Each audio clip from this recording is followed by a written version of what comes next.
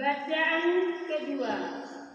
Pembacaan dari surat pertama Rasul Petrus bab 1 ayat 17 sampai 21. Saudara-saudara terkasih, Allah yang menghakimi semua orang menurut perbuatannya tanpa pandang muka kamu sebut Bapa. Maka hendaklah kamu hidup dengan takwa selama kamu menumpang di dunia ini. Sebab kamu tahu bahwa kamu telah ditebus dari cahaya hidupmu yang sia-sia yang kamu warisi dari nenek moyang ini.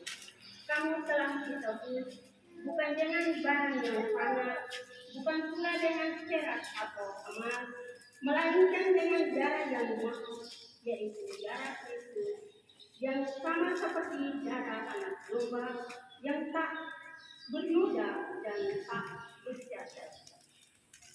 Kristus telah dipilih sebelum dunia tidak dijadikan, tetapi baru menyatakan dirinya pada zaman akhir karena kamu. Oleh Dialah kamu percaya kepada Allah yang telah membangkitkan Dia dari antara orang mati dan yang telah memuliakannya, sehingga iman dan pengharapanmu tertuju kepada Allah. Demikianlah sabda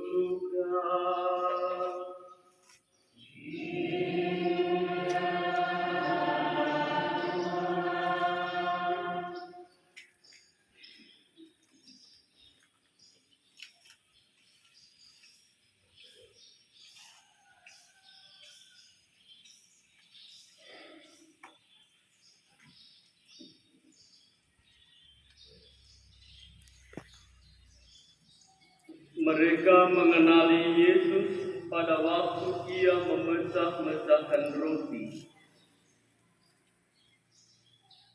Pada hari Sabat sesudah Yesus dimakamkan,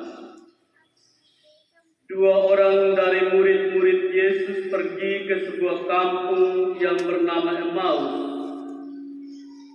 yang terletak kira-kira 7 mil jauhnya dari Yerusalem,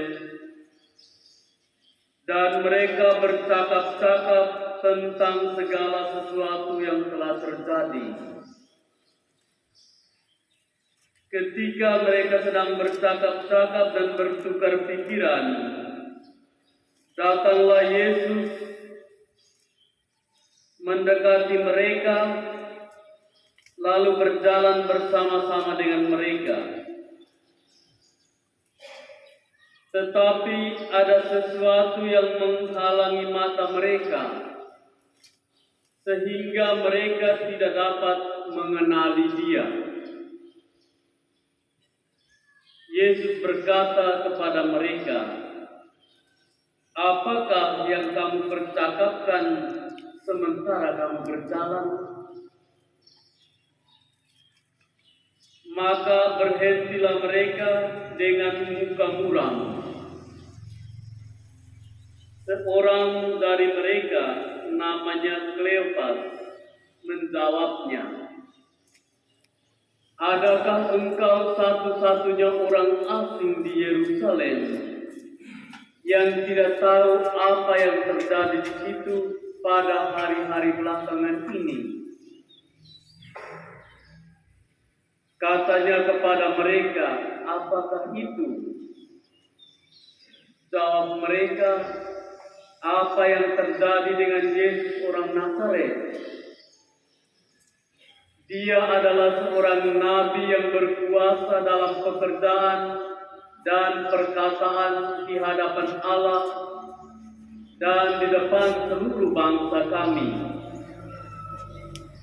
Tetapi imam-imam kepala dan pemimpin-pemimpin kami telah menyerahkan Dia untuk dihukum mati, dan mereka telah menyalibkannya.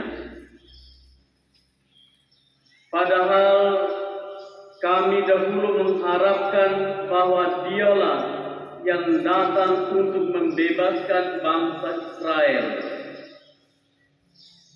Tetapi sementara itu, telah lewat 3 hari sejak semuanya itu terjadi.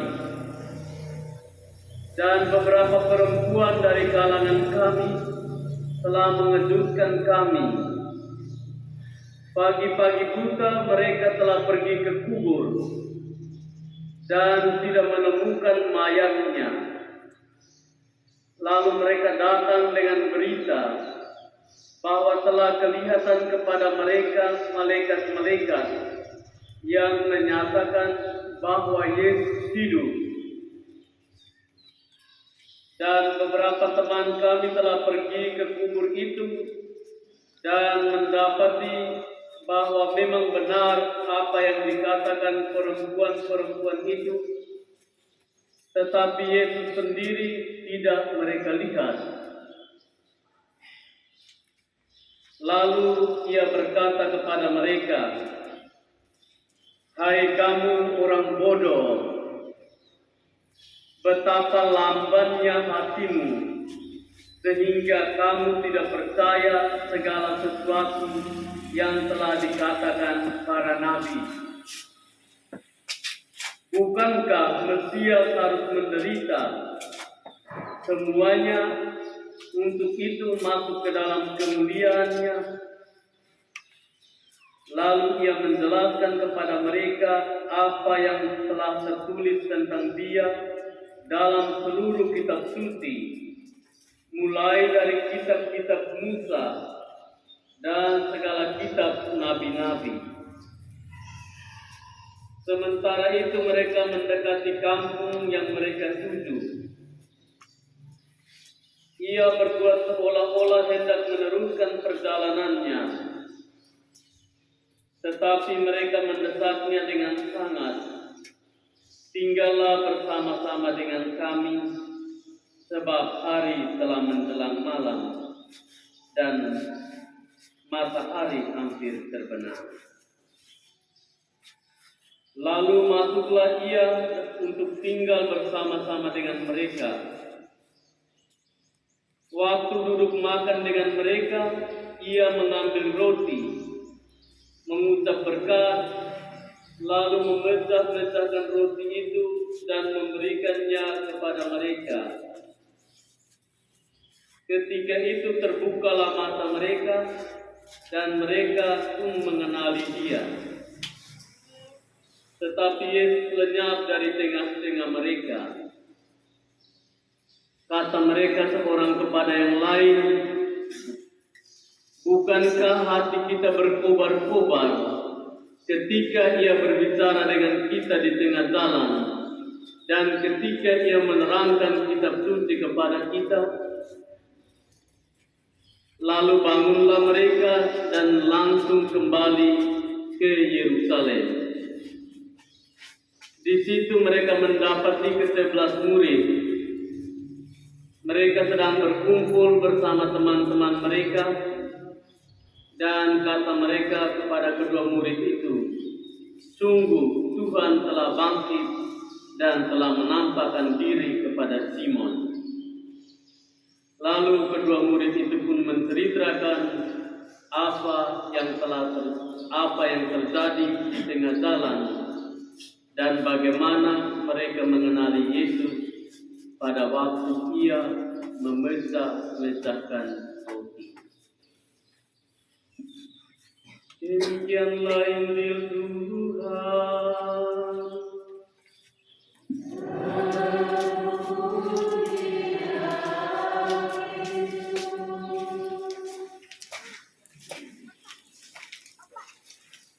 Selanjutnya, masyarakat Kristen berkelarang menempati rumah. Selamat hari Minggu untuk kita semua. Warta Paskah dari Emmaus. Mari kita mendengarkan kisah pengalaman kedua murid dalam perjalanan ke Emmaus, yang juga mungkin bisa menjadi pengalaman kita walaupun tidak persis. Ada pengalaman kegagalan, ada pengalaman kecewa, ada orang yang kita andalkan, kaget dia pergi meninggalkan kita. Mari kita lihat pesan Injil hari ini dari kabar warta Paskah dari Emmaus untuk kita sekalian. Bapak, Ibu, saudara dan saudari umat beriman yang terkasih dalam Kristus Tuhan. Dua murid di jalan ke Emmaus. Mereka berdua adalah murid yang sedang dirundung duka, yang kehilangan harapan, kehilangan pegangan, kehilangan seorang tokoh idola mereka. Dan mereka berjalan menuju matahari terbenam. Gelapnya malam pun akan menyelimuti mereka. Tidak ada harapan lagi. Yesus, tokoh Almasi yang mereka andalkan, sudah dibunuh dan mati secara keji, mengenaskan di atas palang penghinaan. Mereka cerita tentang misteri salib. Bapak, Ibu, saudara dan saudari yang terkasih dalam Kristus Tuhan. Setelah peristiwa salib, para murid semua kecewa. Peristiwa salib dianggap sebagai peristiwa kegagalan total.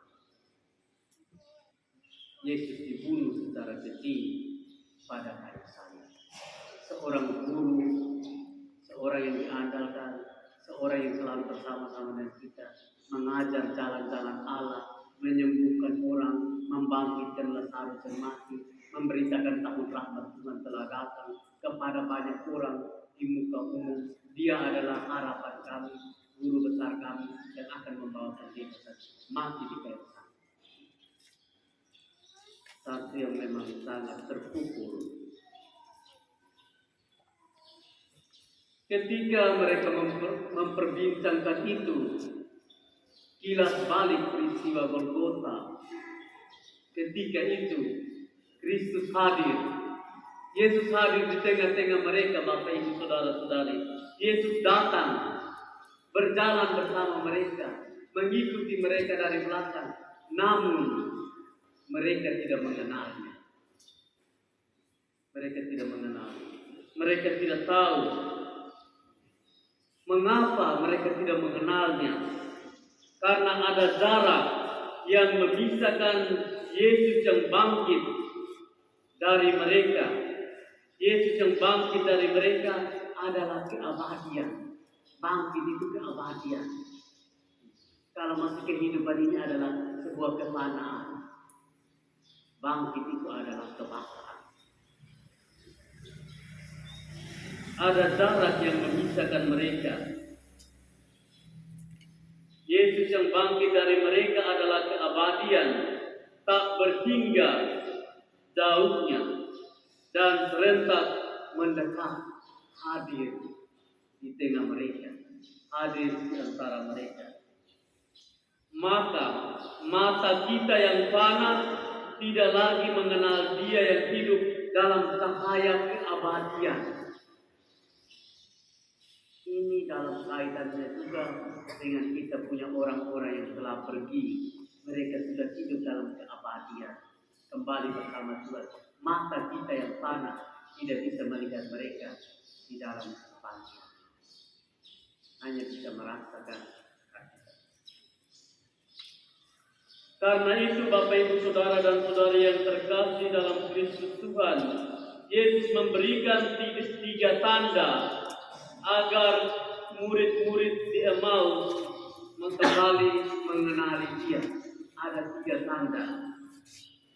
Yang pertama, tanda pertama, seorang asing menjadi sahabat perjalanan. Seorang asing. Tadi dua murid katakan, apakah engkau seorang asing di negeri ini sehingga engkau tidak tahu apa yang terjadi belakangan ini di Yerusalem? Tanda pertama, seorang asing menjadi sahabat atau teman seperjalanan. Bisa juga dalam hidup ini ada orang-orang yang sudah kita kenal, orang asing bisa menjadi sahabat kita di dalam perjalanan sejarah kita. Dengan ini Tuhan mau menyatakan kita para muridnya, termasuk juga di zaman kini, kita tidak pernah akan berjalan sendirian. Ketika kita dilanda duka derita yang paling kecil, paling berat sekalipun di dalam perjalanan ini, kita tidak pernah akan sendirian. Masih ada orang-orang di sekitarnya, masih ada sahabatnya, masih ada musuhnya, masih ada malaikat pelindung. Lebih dari itu, masih ada Tuhanmu di depanmu, di belakangmu, di sampingmu. Yang kadang kamu pikir Dia hadir sebagai orang asing yang bisa membantu kamu dengan tangan kanan, bisa memberi sedekah buat kamu di dalam keusahaan kamu, di dalam kegelisahan kamu, dalam perjalanan hidup ini. Tuhan katakan itu. Kita para murid, kamu tidak pernah akan berjalan sendirian ketika kalian dilanda duka derita yang paling getir sekali di dalam hidup. Ia yang sudah menderita, wafat dan bangkit itu akan tetap menyertai kita, karena Dia sendiri adalah jalan, kebenaran, dan kehidupan. Jalan, kebenaran, dan hidup. Tanda yang kedua, kisah sengsara diubah menjadi kabar gembira. Kedua murid dengan sedih menceritakan sengsara dan kematian Yesus. Mereka hanya melihat sebuah riwayat yang gagal, sobek seperti tubuhnya yang koyak-koyak di hadapan salib itu. Kecewa, hati mereka luluh. Kehadiran Yesus menenun kembali kisah itu menjadi kabar gembira dalam terang kitab suci, di Dia mewartakan kembali kitab suci sehingga hati mereka kembali bertobat-tobat.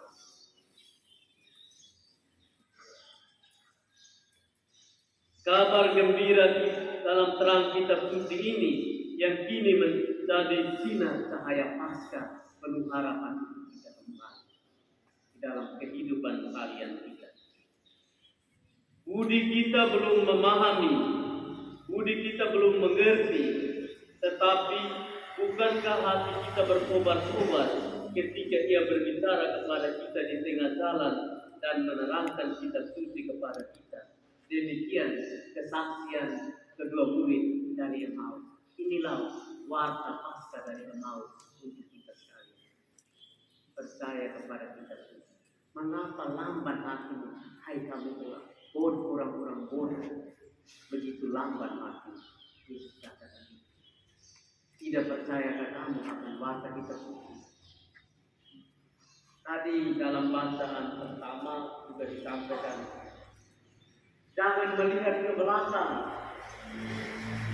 jangan selalu tataplah ke depan,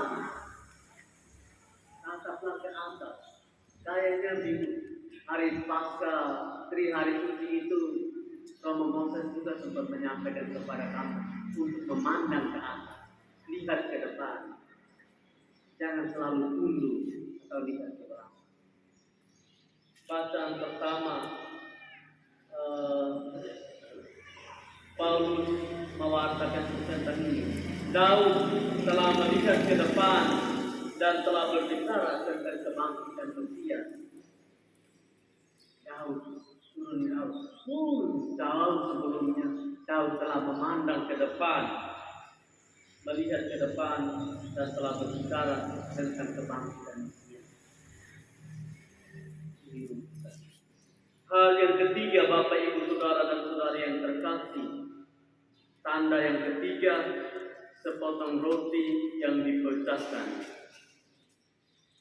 Roti itu tidak lain dan tidak bukan adalah diri Kristus sendiri yang dikurbankan, yang kita kenal setiap kali kita rayakan Ekaristi ini. Kurban Kristus kita hadirkan kembali, kita kenal dan kita hadirkan dan kita rayakan dalam bentuk perayaan iman gereja yang memberi kita sumber kehidupan. Sumber kehidupan itu apa? Sumber kehidupan itu air dan darah. Minggu kemarin bagus, minggu terakhir di misericordia, miserendo al tuo eligiendo, kaya dalam rahmat kerahiman dan kasih dapat melakukan segala. Itu luar biasa. Bapak Ibu, Saudara dan Saudari yang terkasih dalam Kristus Tuhan, roti tidak lain adalah diri Kristus sendiri yang dipecah-pecahkan, yang dikurbankan, tetapi bangkit kembali. Lakukanlah ini sebagai kenangan akannya. Inilah tiga tanda untuk kita bisa mengenal Yesus, bisa menghadirkan Yesus sampai dengan saat ini. Sudah kalau Yesus mati di umur 30 tahun, maka sudah 1900 lebih tahun dihadirkan kembali kenangan.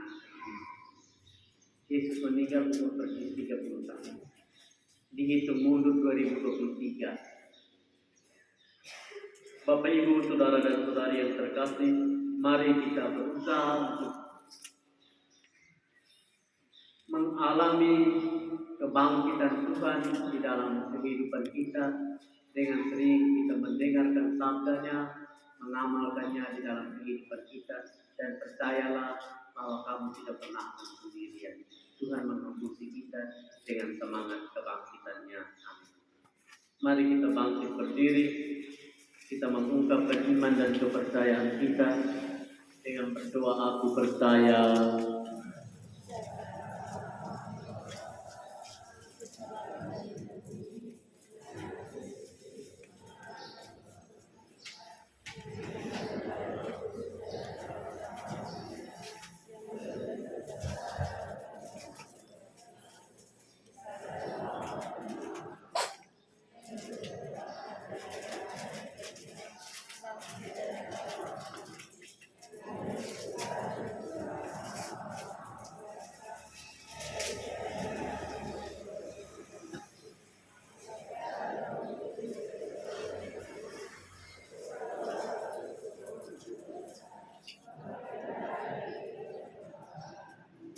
kedua-dua murid yang tengah berjalan ke Emmaus berkobar-kobar hati mereka karena berjumpa dengan Yesus yang bangkit.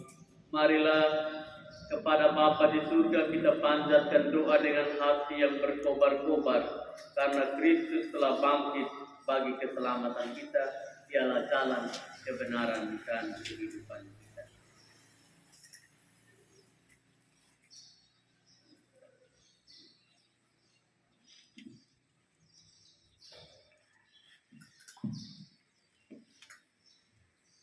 Bagi semua kaum beriman, ya Bapa, curahkanlah Roh Kudus-Mu kepada segenap umat beriman, agar mereka tetap percaya bahwa Kristus yang telah bangkit tetap berada di tengah-tengah mereka dan mengorbankan hati mereka untuk siap sedia mewartakan kerajaan kasih-Mu bagi dunia.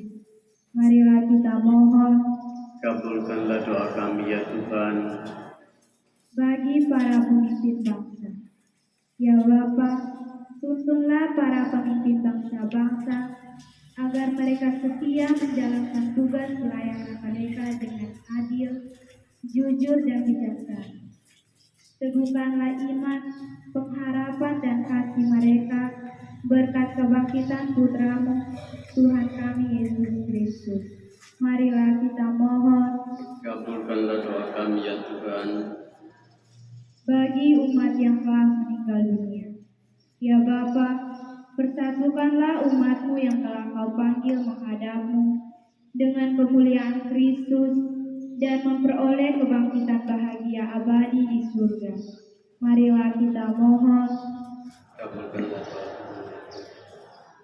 Bagi kita sendiri, ya Bapa, jadikanlah kami saksi-saksi gembira kebangkitan Kristus dan penyertaannya bagi umat-Mu di tengah-tengah dunia. Marilah kita mohon. Untuk keselamatan arwah saudara-saudari kita, Petrus Malitai Tius Seran, Maria Susanti Puig Perek, Petronella Daho Seran, Serafina Maria Malik, Kristina Rika Malik, Maria Magdalena Abu Kleki, dan arwah-arwah dari suku umat Kihik. Juga untuk keselamatan jiwa arwah Bapak Bernardus Eko Arakian yang telah meninggal 1 minggu yang lalu, orang mati.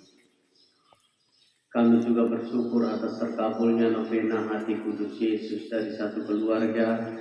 Syukur dan terima kasih Tuhan Yesus untuk novena kerahiman yang berjalan dengan lancar. Kiranya Tuhan selalu memberkati keluarga ini,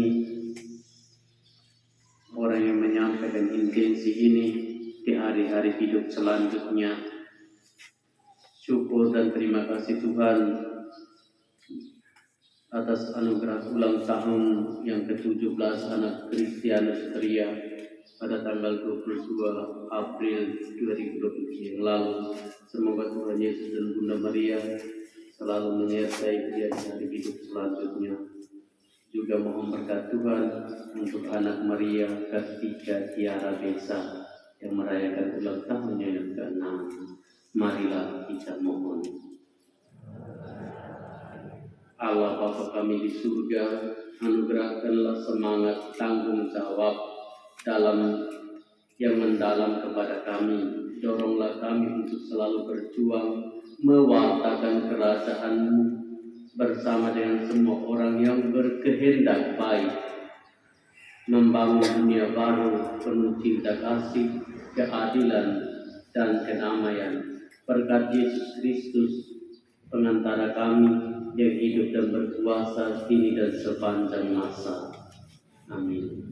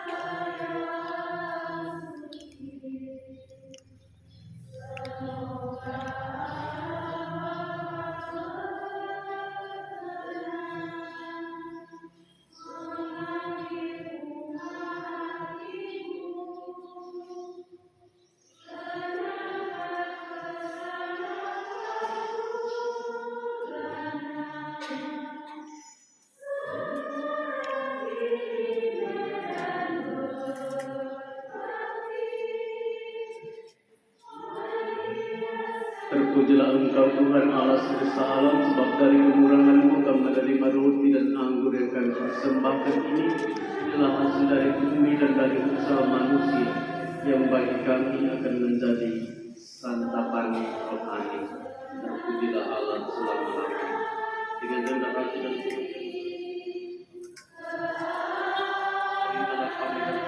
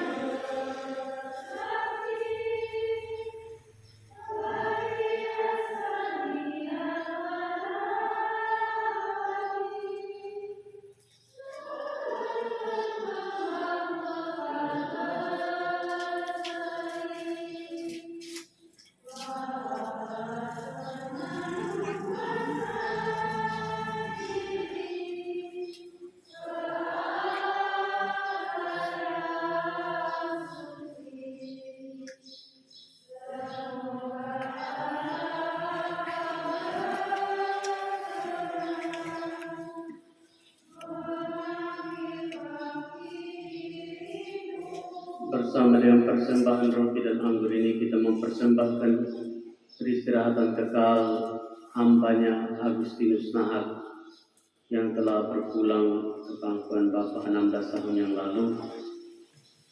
Juga kita mempersembahkan ucapan syukur atas rahmat kebaikan Tuhan yang dialami oleh satu keluarga.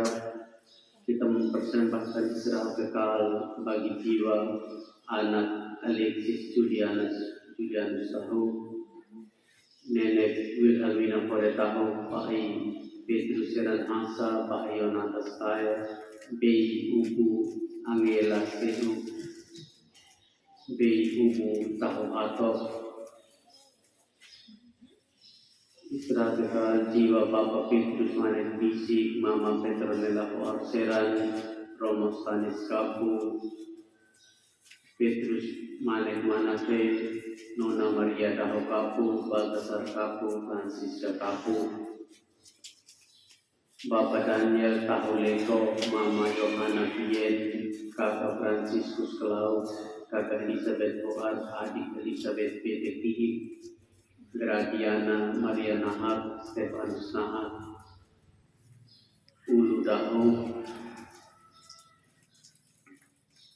juga syukur atas ulang tahun ke-9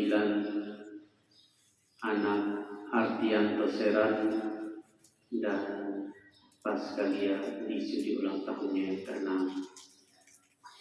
Dan kita mohon berkat Tuhan untuk KHB 6 sampai 7 Kota Polri.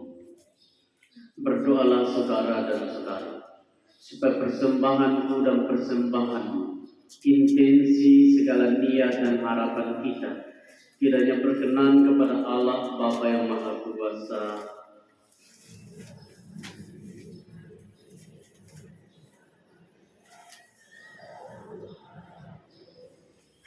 Ya Allah, terimalah persembahan kami ini sebagai ungkapan iman kepada Yesus Putra-Mu yang telah bangkit dan menerangkan isi kitab suci kepada kami. Semoga hidup kami selalu diterangi oleh sabdanya, sebab dialah Tuhan dan pengantara kami, kini dan sepanjang segala masa.